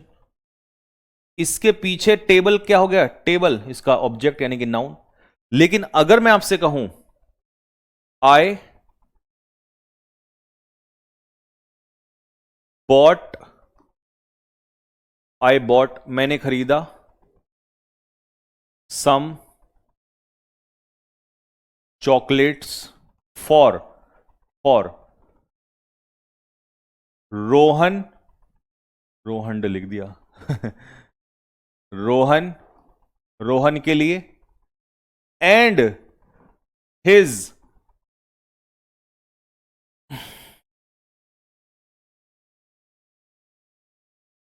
चिल्ड्रन। ये पूरा पूरा। अगर सिर्फ छुटकू बाबू, अगर सिर्फ रोहन होता तो ये प्रेपोजिशन के पीछे नाउन होता। लेकिन इस प्रेपोजिशन के पीछे अब अगर मैं ये पूरा पूछूंगा पूरा, तो ये नाउन नहीं होगा, क्योंकि नाउन एक से ज्यादा शब्द हैं, तो ये पूरा हो गया फ्रेज। लेकिन ये कौन सा फ्रेज हो गया? Noun phrase. क्यों? क्योंकि प्रेपोजिशन के पीछे सिर्फ और सिर्फ नाउन फ्रेज आ सकता है। तो आ जाओ जी, यहां पर आ जाओ, ये देखो, noun phrase as object of preposition. क्या बोला मैंने? प्रेपोजिशन के ऑब्जेक्ट के रूप में। ये रहा प्रेपोजिशन का ऑब्जेक्ट के रूप में। ठीक है, आ जाओ। शी इज फॉन्ड ऑफ, पहले प्रेपोजिशन पकड़ लो, प्रेपोजिशन पकड़ लो, प्रेपोजिशन पकड़ लो, प्रेपोजिशन पकड़ लो, प्रेपोजिशन पकड़ लो, पकड़ ली। अब ये सारे जो फ्रेज हैं, फ्रेज क्यों हैं? क्योंकि एक से ज्यादा शब्द है, एक से ज्यादा शब्द है, एक से ज्यादा शब्द है, एक से ज्यादा शब्द है, एक से ज्यादा शब्द है। तो ये सारे फ्रेज, वर्ड तो नहीं कह सकता क्योंकि वर्ड तो एक ही होता, सिर्फ एक होता। मान लो ये अकेला म्यूजिक होता, बस बात खत्म। लेकिन एक से ज्यादा है, तो ये सारे फ्रेज हैं, सारे ही फ्रेज हैं। ये सारे फ्रेज किसका काम कर रहे हैं? ये सारे के सारे जो फ्रेज हैं, ये प्रेपोजिशन के ऑब्जेक्ट के रूप में काम कर रहे हैं। Preposition, preposition, preposition, preposition, preposition, इन प्रेपोजिशन के ऑब्जेक्ट के रूप में काम कर रहे हैं। और नाउन फ्रेज ही प्रेपोजिशन के ऑब्जेक्ट के रूप में काम कर सकता है। तो हेंस प्रूव्ड कि ये सारे के सारे क्या हैं? ये सारे के सारे हैं प्रेपोजिशन फ्रेज। क्या है ये? सॉरी, प्रेपोजिशन फ्रेज कह रहा हूं, नाउन फ्रेज। तो नाउन फ्रेज प्रेपोजिशन के ऑब्जेक्ट के रूप में भी काम करता है। आगे बात समझ में? तो अब मुझे बताओ कि जो हमारा नाउन फ्रेज है वो कितने रोल निभा सकता है। अब मैं कंक्लूजन दूंगा आपको, क्योंकि अभी तक तो आपके माइंड में घुचड़ू पुचड़ू चल रहा होगा। एक बार में तो ऐसे ही चलेगा, क्योंकि अच्छी चीज सीखने में दर्द होता है। चलो बताओ जल्दी से, नाउन फ्रेज, नाउन फ्रेज किसके रूप में काम करता है? बताओ पहले फटाफट। पहला यूज सब्जेक्ट के रूप में, दूसरा यूज ऑब्जेक्ट के रूप में,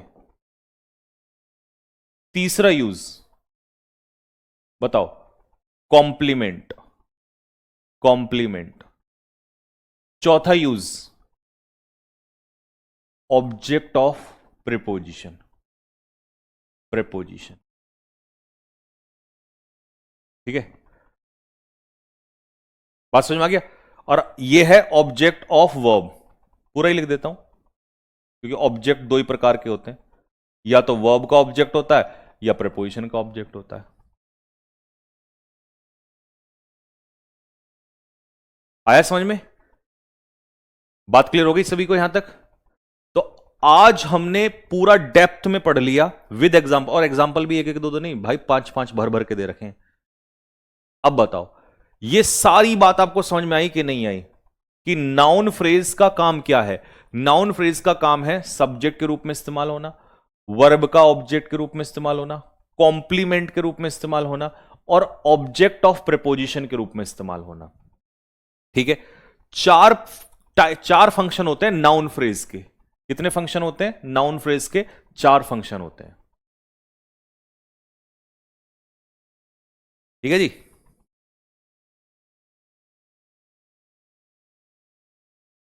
यहां तक बताओ, ये बात सबको समझ में आ गई कि भैया नाउन फ्रेज किसके रूप में यूज होता है? सब्जेक्ट के रूप में, वर्ब के ऑब्जेक्ट के रूप में, और प्रेपोजिशन के ऑब्जेक्ट के रूप में, और कॉम्प्लीमेंट के रूप में। अब इसमें मुझे एक चीज और बता दो साथ के साथ कि बेटा ऑब्जेक्ट में और कॉम्प्लीमेंट में क्या फर्क होता है? ऑब्जेक्ट में और कॉम्प्लीमेंट में देखो, ऑब्जेक्ट में और कॉम्प्लीमेंट में यह फर्क होता है, पिक्चर मेथड से मैंने आपको सिखाया है कि जब हम कॉम्प्लीमेंट की बात करते हैं, कॉम्प्लीमेंट की, तो गंगाधर ही क्या होता है? शक्तिमान होता है। मतलब एक ही व्यक्ति के बारे में या एक ही चीज के बारे में बात हो रही होती है। ऑब्जेक्ट में क्या होता है? गंगाधर अलग होता है और ये आपका जो है यमराज किलमिश अलग होता है। तो ऑब्जेक्ट में, समझ रहे हो, ऑब्जेक्ट में दोनों चीजें अलग अलग होती हैं, सब्जेक्ट अलग है, ऑब्जेक्ट अलग है। लेकिन जो कॉम्प्लीमेंट होता है वो वही होता है जो सब्जेक्ट, यानी कि जिसकी इंफॉर्मेशन दी जा रही हो। तो यहां गंगाधर ही शक्तिमान होता है। बात समझ में आ गया? बात क्लियर हो गई सभी को? कंप्लीट। अब इसमें ना एक बच्चा, या मुझे ऐसा हो सकता है और कई का भी डाउट आ जाए कि भैया आपने ना सब्जेक्ट का भी एग्जांपल दिया, ऑब्जेक्ट का भी, वर्ब का भी दे दिया, आपने हमें प्रीपोजिशन का भी दे दिया, आपने यहां पर जो कॉम्प्लीमेंट में दिया है ना वो सिर्फ सब्जेक्ट का दिया है एग्जाम्पल, तो क्या ये ऑब्जेक्ट कॉम्प्लीमेंट के रूप में भी यूज हो सकता है? तो हां बेटा, मैं वो कहूंगा कि ये इसके रूप में भी यूज हो सकता है, क्योंकि कॉम्प्लीमेंट कह दिया तो सब्जेक्ट हो या ऑब्जेक्ट हो दोनों में यूज हो जाएगा। ठीक है। अब आप कहोगे कैसे, कैसे होगा?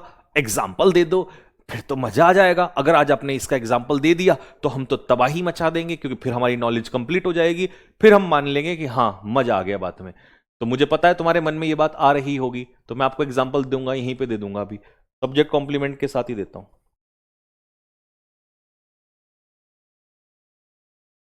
हाँ, चलो सब्जेक्ट कॉम्प्लीमेंट तो समझ में आ गया। अब इसके बाद देखो, पहले तो ऑब्जेक्ट कॉम्प्लीमेंट को निकालना सीख लो। जैसे मैंने आपसे कहा रवि गेव, रवि ने दिया मी अ बुक, रवि ने मुझे एक किताब दी। यहां पर रवि क्या है? सब्जेक्ट। गेव क्या है? वर्ब। वॉट क्या दिया? ऑब्जेक्ट। वॉट का आंसर, तो ये हो गया हमारा डायरेक्ट ऑब्जेक्ट। होम किसे दिया? ये हो गया हमारा इनडायरेक्ट ऑब्जेक्ट। Indirect object. तो देखो, ये अलग है, ये अलग है, लेकिन ऑब्जेक्ट कॉम्प्लीमेंट में ये दोनों चीजें सेम हो जाएंगी। कॉम्प्लीमेंट में दोनों चीजें सेम हो जाती है। गंगाधर ही शक्तिमान हो जाता है। क्या? Ravi made me, Ravi made me monitor. अब तुम मुझे बताओ गंगाधर ही शक्तिमान है कि नहीं है? कैसे? ये हो गया हमारा सब्जेक्ट, ये हो गई हमारी वर्ब, और रवि मेड, रवि ने, रवि मेड होम, किसको बनाया? मुझे बनाया, तो ये तो हो गया ऑब्जेक्ट। लेकिन रवि ने मुझे क्या बनाया? जब ऑब्जेक्ट के बारे में ही इंफॉर्मेशन दी जा रही हो तो उसे डायरेक्ट ऑब्जेक्ट नहीं कहेंगे, उसे ऑब्जेक्ट कॉम्प्लीमेंट कहेंगे। तो ये हो जाएगा हमारा ऑब्जेक्ट कॉम्प्लीमेंट। अगर ये मॉनिटर रवि होता, अगर रवि मॉनिटर होता, या रवि की जगह टीचर लिख दूं और अच्छे से समझ में आ जाएगा। अगर लो फिर और समझ में आ जाएगा, द टीचर।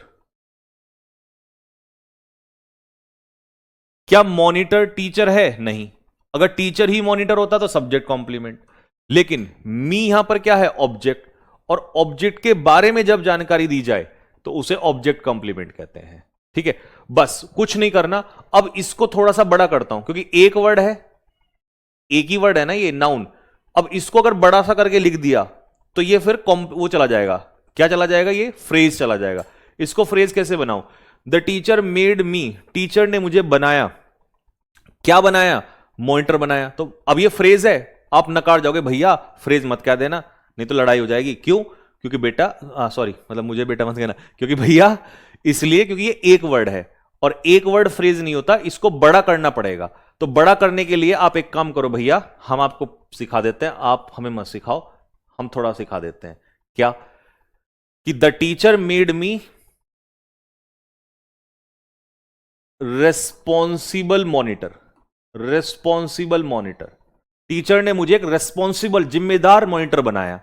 तो अब ये एक से ज्यादा शब्द हैं, तो ये रेस्पॉन्सिबल मॉनिटर कौन है? मी ही तो है। तो इसका मतलब है ये क्या है? ये noun phrase, noun phrase used as subject complement या object complement. Noun phrase used as subject complement या ऑब्जेक्ट कॉम्प्लीमेंट। तो आप कहोगे noun phrase used as object complement, क्योंकि ऑब्जेक्ट के बारे में बता रहे ना, तो ऑब्जेक्ट कॉम्प्लीमेंट। तो भाई कुछ बच्चे ये सोच रहे थे कि भैया ये भी क्लियर कर दो, तो उनको भी क्लियर कर दिया। आगे समझ में, बात समझ में आ गई सभी को? बस फर्क क्या है, एक्चुअल में ये वही चीजें तो वही हैं, बस बड़ा कर रहे हैं, बड़ा करते ही वो फ्रेज हो जाता है। सब कुछ तो वही है। अगर मैं इसको बहुत इजी करूं तो सब कुछ तो वही है। भाई एक बात बताओ, चलो तुम मुझे बताओ भाई, नाउन के काम क्या है? नाउन का काम है सब्जेक्ट, नाउन का काम है ऑब्जेक्ट, नाउन का काम है आपका कॉम्प्लीमेंट,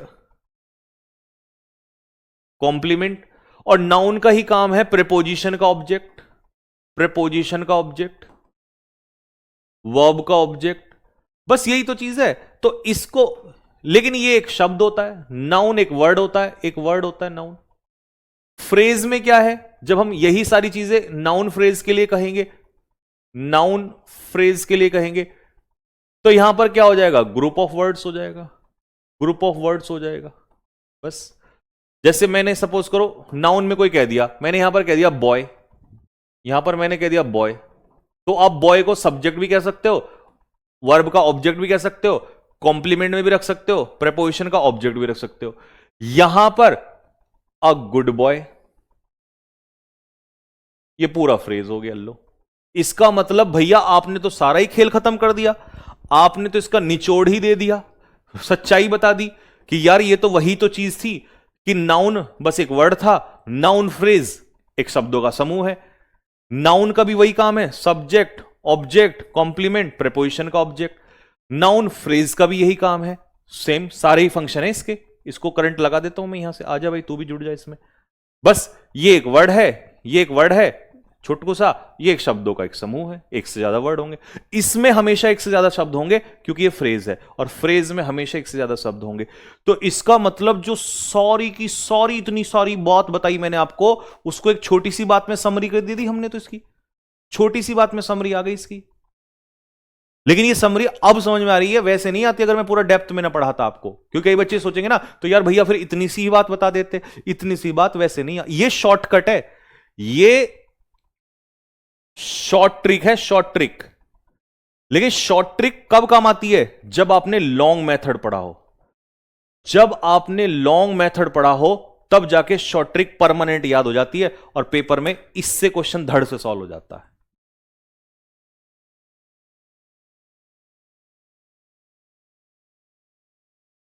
आगे बात समझ में? ये तो मेरा ही डाउट था। हां,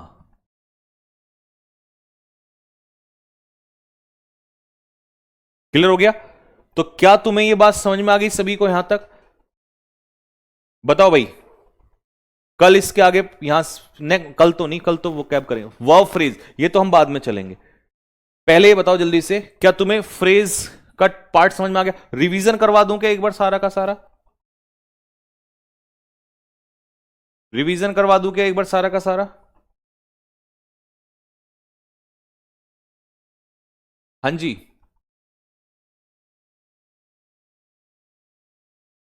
चलो वैसे तो टाइम हो गया, लेकिन एक बार रिवीजन करवा देता हूं हल्का हल्का सा। ये तो मैंने कल का पढ़ाया था, इसको तो छोड़ दो। पिंटू आस्क्ड, ये भी छोड़ दो। ये तो मैंने, ये तो सब समझ में आ गया था आपको, यहां तक भी आ गया था कि फ्रेज क्या होता है? शब्दों का एक समूह जिसमें सब्जेक्ट प्लस वर्ब नहीं होना चाहिए। क्लॉज क्या होता है? शब्दों का एक समूह जिसमें सब्जेक्ट और वर्ब दोनों होने चाहिए। ये कंप्लीट मीनिंग देता है, ये कंप्लीट मीनिंग नहीं देता है। फ्रेज कंप्लीट मीनिंग नहीं देता है। जैसे ये पूरा हो गया क्लॉज, और ये इतना क्या हो गया? फ्रेज। ठीक है, इसमें सब्जेक्ट प्लस वर्ब नहीं है। नेक्स्ट, अब ये हमने किया, इसमें सब्जेक्ट प्लस वर्ब नहीं है, ये फ्रेज हो गया। सब्जेक्ट प्लस वर्ब है, ये क्लॉज हो गया। फिर हमने ये सिखाया कि भाई लेटर क्या होता है, ABCD। फिर वर्ड बताया, फिर वर्ड से ही बनता है फ्रेज। फ्रेज में क्या नहीं होना चाहिए? Subject plus verb. क्लॉज में क्या होना चाहिए, सब्जेक्ट प्लस वर्ब, और क्लॉज का छुटकू भाई होता है फ्रेज, यानी कि बड़ा होता है क्लॉज, उसके अंदर होता है फ्रेज। क्लास को इसको 2 बार रिवाइज करना, ठीक है। फिर ये मैंने कहा कि अगर तुम्हें पीछे समझ में आ गया कि फ्रेज क्या होता है, पीछे समझ में आ गया ना सारा, तो इसको भले ही चाहे ना पढ़ो, क्योंकि ये वही चीज लिख के दे दी है बस, ठीक है। तो ये हो सकता है थोड़ा कंफ्यूजन कर दे, लेकिन मैंने सीधा लिख दिया, फ्रेज शब्दों का एक समूह होता है जो कंप्लीट मीनिंग नहीं देता है। Phrase is a group of words, शब्दों का एक समूह होता है जो कंप्लीट मीनिंग नहीं देता है, ठीक है। ये फ्रेज के एग्जांपल हो गए। ये फिर मैंने बताया कि जैसे वर्ड के टाइप होते हैं, ऐसे ही फ्रेज के टाइप होते हैं। कितने सारे टाइप हैं, 8 हैं। उसमें से मैंने आज कौन सा सिखाया आपको, नाउन फ्रेज सिखाया है, ठीक है। अब आप डर जाओगे कि भैया फिर तो ये नहीं, ऐसा नहीं है, वो सिर्फ पहले वाले में बहुत ज्यादा है, बाकी तो छुटकू छुटकू से एकदम खत्म हो जाएंगे, ठीक है। और डेप्थ में पढ़ने से फायदा ही होता है, नुकसान कुछ नहीं होता है। अब तुम सोचो, जो बच्चा छुटकू सा पढ़ रहा होगा, तुम उससे कितना आगे निकल जाओगे। थोड़ा सा हल्का सा टाइम तो लगेगा और मेहनत लगेगी, लेकिन एक बार पढ़ के बहुत आगे कूद जाओगे। सोचो, नायक बैच के बच्चों तक भी ये बात नहीं पता होगी उनको भी, बट वो है कि उस समय आता नहीं था, नहीं तो मैं वैसे वहां पढ़ा देता, ठीक है। तो मोहित एंड रोहित, ये मैंने एग्जांपल दे दिया आपको। फिर हमने कहा नाउन फ्रेज। नाउन फ्रेज जो है वो कहां कहां यूज हो सकता है, तो सीधा यहां पर आ जाओ कूद के। नाउन फ्रेज का रोल, नाउन फ्रेज किस किस का रोल निभाता है, नाउन फ्रेज किस किस का रोल निभाता है। यहां से चलेंगे, यहां से, वे कहां गया, ठीक है। पहला कहां गया, ये रहा।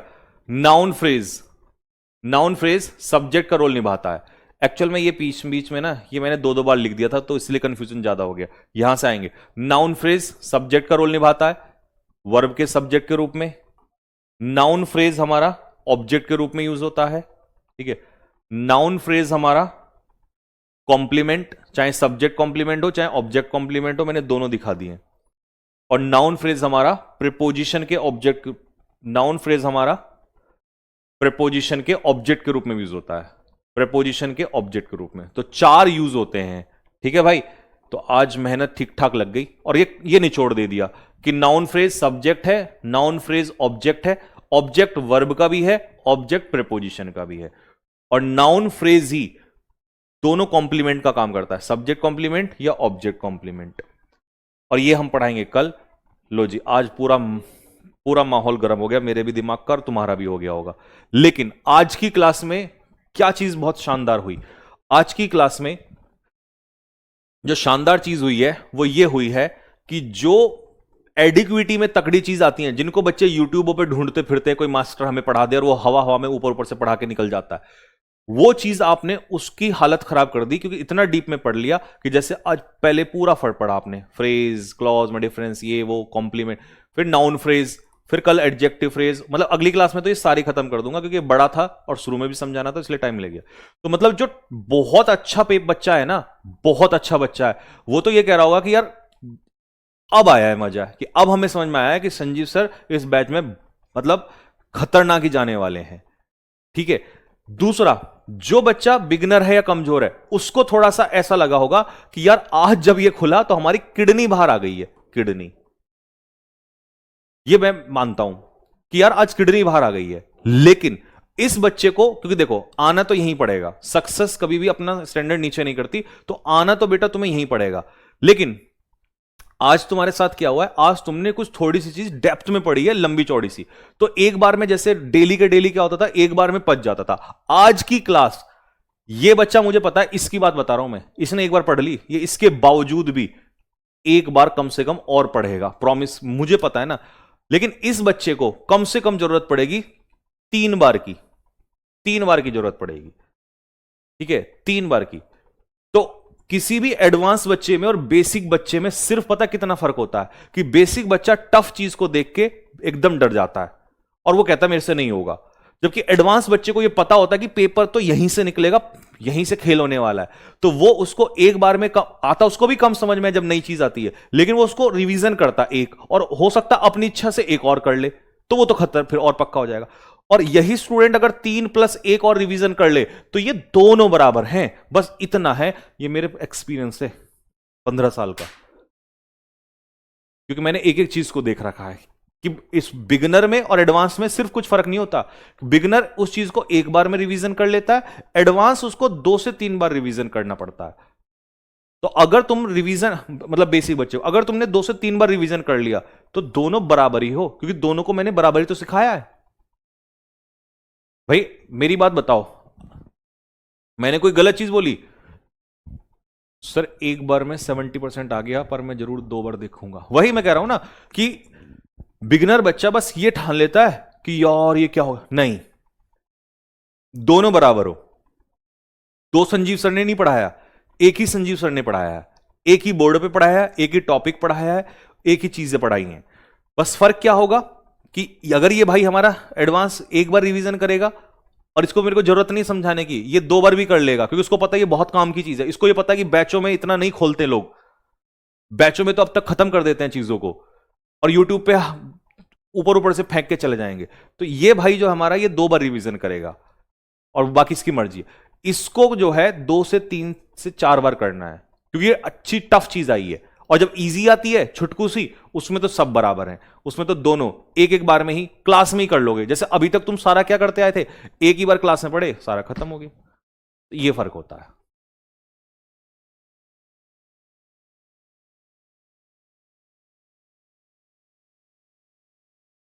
रोशनी कह रही है सर 2 बार और पढ़ूंगे। हाँ, अब कल और परसों हमारी ग्रामर नहीं होगी,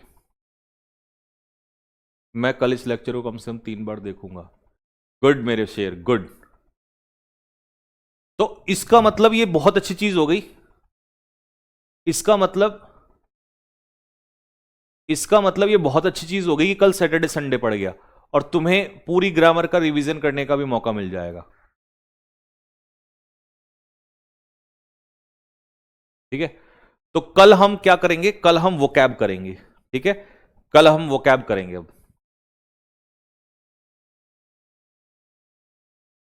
चलो ठीक है, तो रात को मिलते हैं आज PQRS में। तब तक के लिए सभी को हाथ जोड़कर, जोड़ो हाथ जल्दी से, हाथ जोड़कर राम राम भाई सभी को। राम राम भाई सारिया ने, राम राम।